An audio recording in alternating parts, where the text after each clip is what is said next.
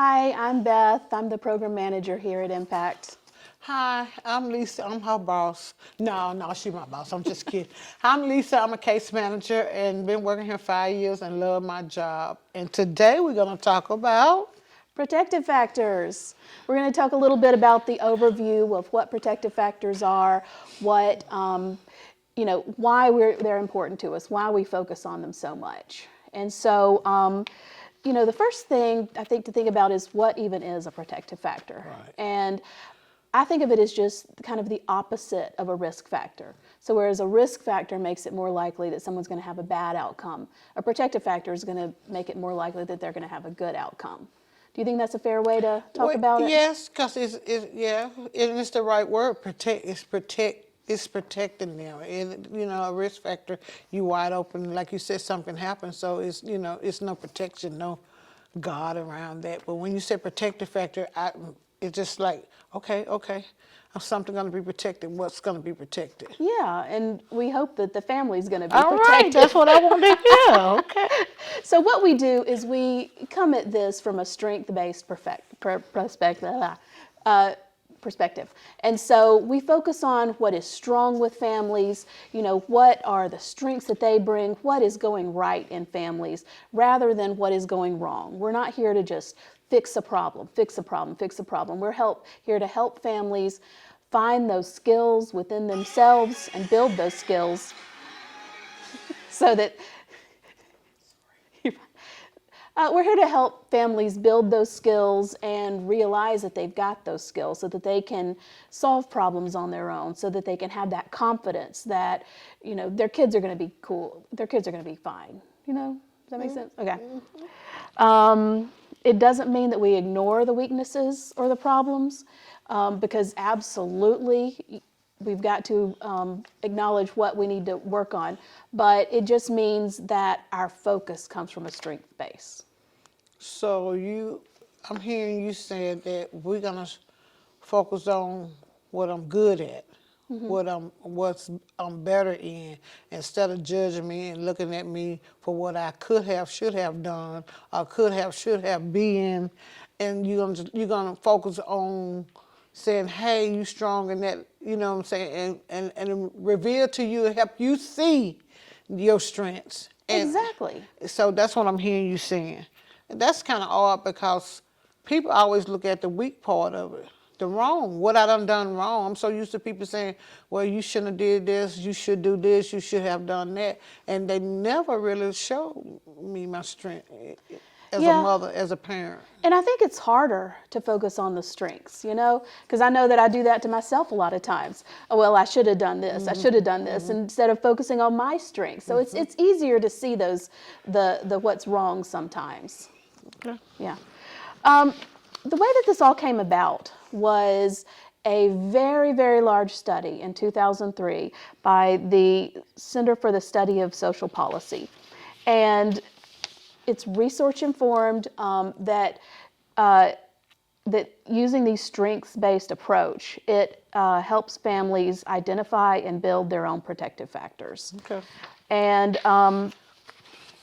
so one of the things that they built out of this was ACEs, which stands for Adverse Childhood Experiences. And so these are kind of some of the risk factors that we were talking about that do have a huge impact on kids' lives. And the study found that children that were exposed to significant risk factors like abuse and neglect and other family dysfunctions are far more likely to suffer from health risks such as chronic respiratory problems, substance abuse or alcohol addictions, depression, adolescent pregnancies, and early death.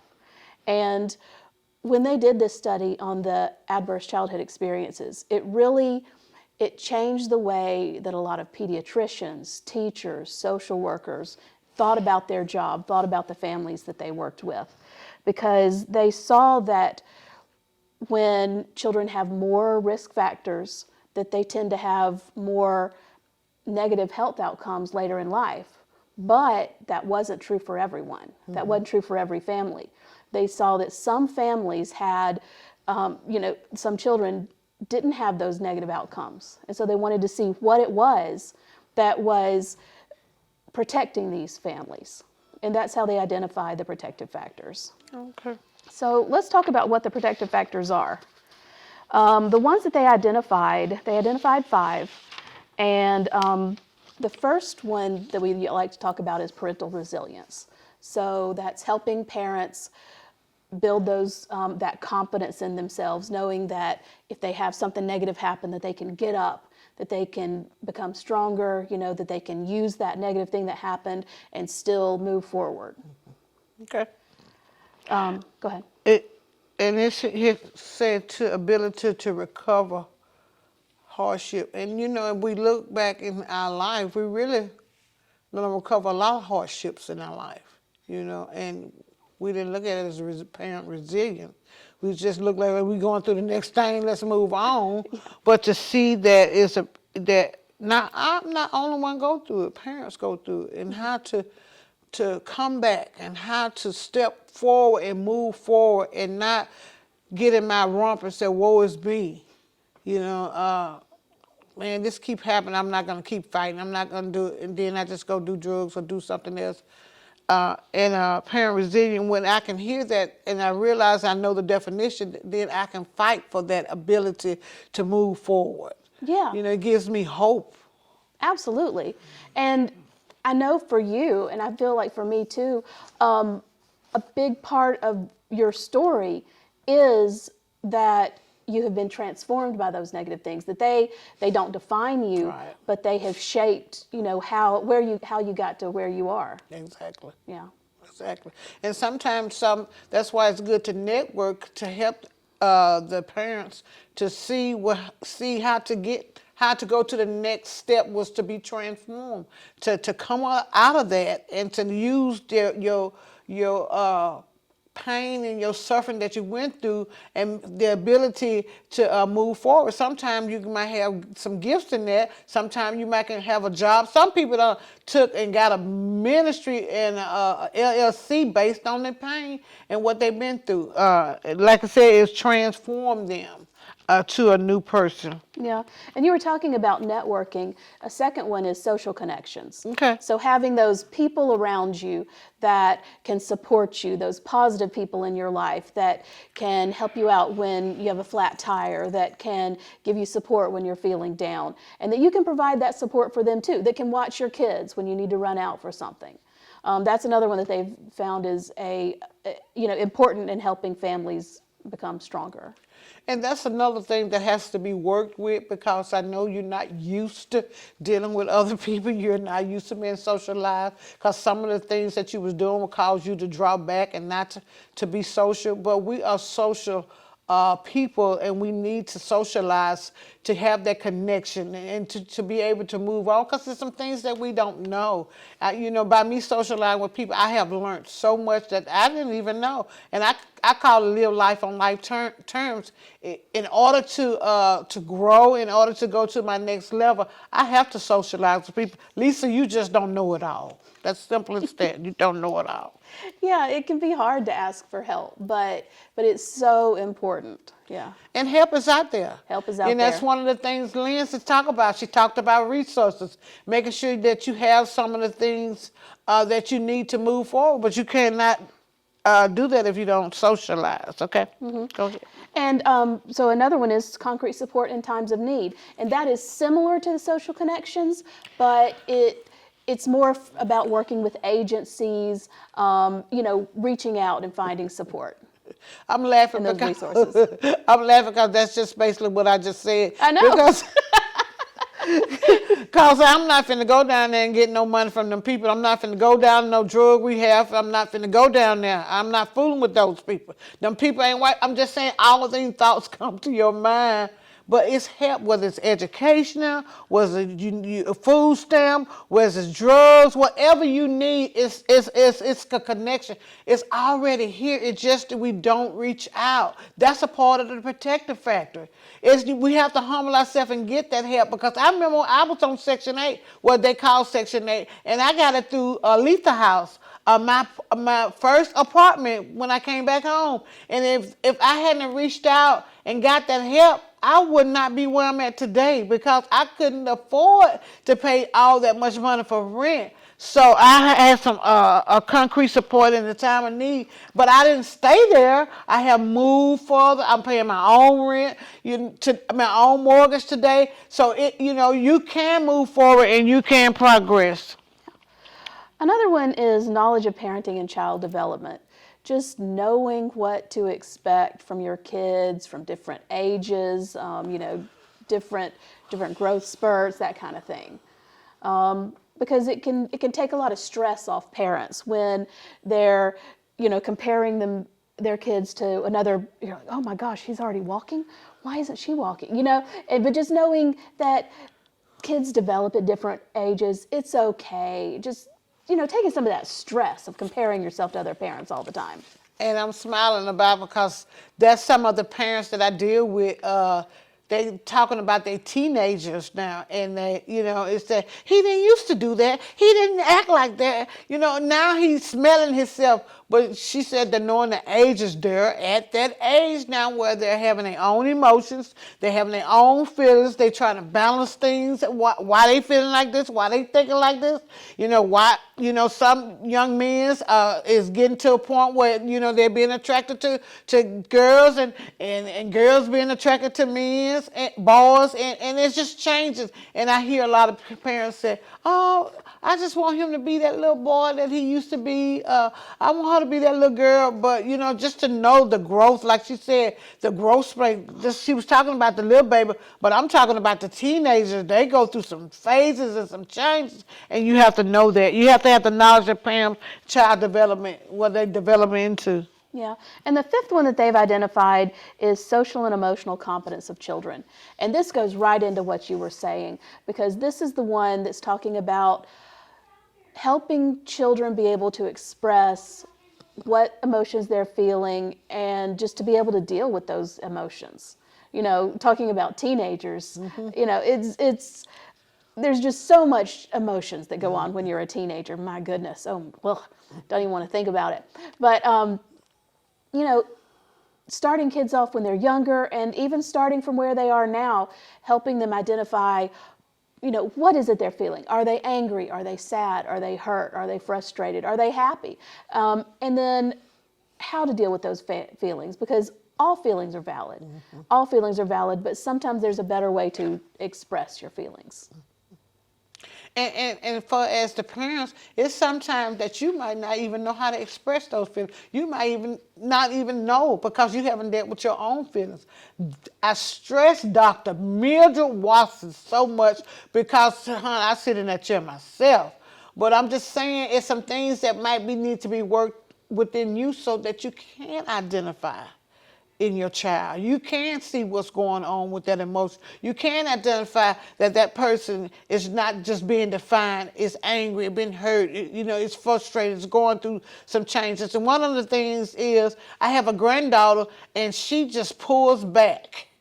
And I just can't understand why she pulled back. Then I realized she's a woman. She's going through her womanhood. So that's why she don't want to be bothered with me and nobody else, because some women draw back when it comes to that part of their life. Some girls are active and not, but she's not. She just wanted to be by herself, and she just wanted to just go, like she wanted to get in on a rock if she could, but that's just a part of life. And I had to identify with that, and I had to realize that that was going on. So I had to realize that to communicate with her, meaning don't send that, Lisa. It's okay. And then a few days passed, she's just back to normal again. So that she was just going through her womanhood, and I had to recognize that with those emotions that she was having during her womanhood time of the month. Yeah, and letting her be able to figure it out on her own. I think some of the hardest things is to not say anything, right, and to let somebody experience something. Yeah, because we as parents, we want to fix everything. We as parents, we want to be control everything. But when they get up that age, we have to learn. That's why I say we have to work with you individually, because I had to learn when to shut up. I had to learn when to not say nothing to a grown guy, a grown son of mine, when I say, I'm the mother and I tell you, but it's not like that. It's allowing them to be who they are and to be able to pull out of them their strength as well. I haven't figured it out yet. I'm working on it. Okay. And the last thing I wanted to talk about today was about understanding our biases. You know, understanding that different cultures have different ways of handling families, and that's okay. No one family, you know, there is no one right way to be a family. There is no one right way to be a parent. And just understanding that, you know, we come from our culture, and we may see things differently from other parents, and that's okay. So what I'm hearing Beth saying is, just because I'm black and I beat your butt, don't mean she's gonna beat her child, okay? I'm just letting you know, don't get mad like I did and say, oh, if I can have that child for a week, that child will not act like that. No, she ain't got to whoop her child, and she ain't got to do her child like that. And that was my bias, that a child, when they fall out and they act a certain way, no, you don't do that in my upbringing. But that's what she's saying, not Lisa. I'm saying Lisa because I was biased and kind of still is because I look in a certain way when a child acting out. Not to be biased. It's okay for her to parent that child. It's okay for her to make decisions for her child. And I have a best friend, and my God, I go to her house. It's totally different from what I was raised up. And it was like, oh, can I handle it? Can I deal with it? But by me being in this class, it helped me to be able to accept her, the way she raised her children. And I wouldn't even raise my children there. But all her children is A's. They don't make number A's. And they loving family. And they being taken care of. And they're eating everything. But I'm just saying, when I walked in that house, I had some bias, baby, because you just don't do that. You just don't leave that. But I learned to adapt. I learned to accept that. And in that, I was able to give them a part of what I was about. And you just don't do that when you're around me. And it's okay, Lisa. It is okay today. Yeah. Yeah, what you said about, you know, looking at how the kids are doing, I think that that's really important because, you know, it's a good, you can look at things from the kid's perspective. Is the kid feeling nurtured? Are they feeling supported and loved?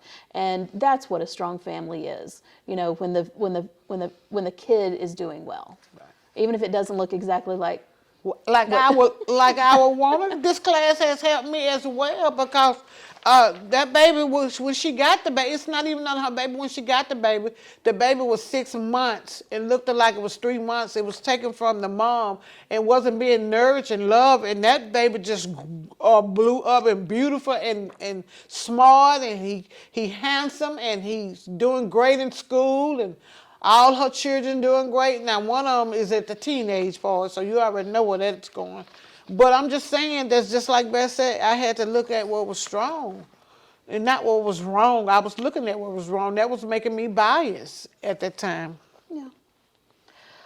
Well, to summarize, to kind of wrap it up, so this is an introduction to the protective factors and just about what we're doing here, about focusing on the strengths of families, focusing on how families can build those strengths, build in themselves and in their children, and the 5 protective factors, which are parental resilience, social connections, knowledge of parenting and child development, concrete support in times of need, and social emotional competence of children. And that these protective factors can help mitigate some of the negative things that happen in all families. And just when you're working with families, when you're seeing other families, to be aware of that cultural issues in families.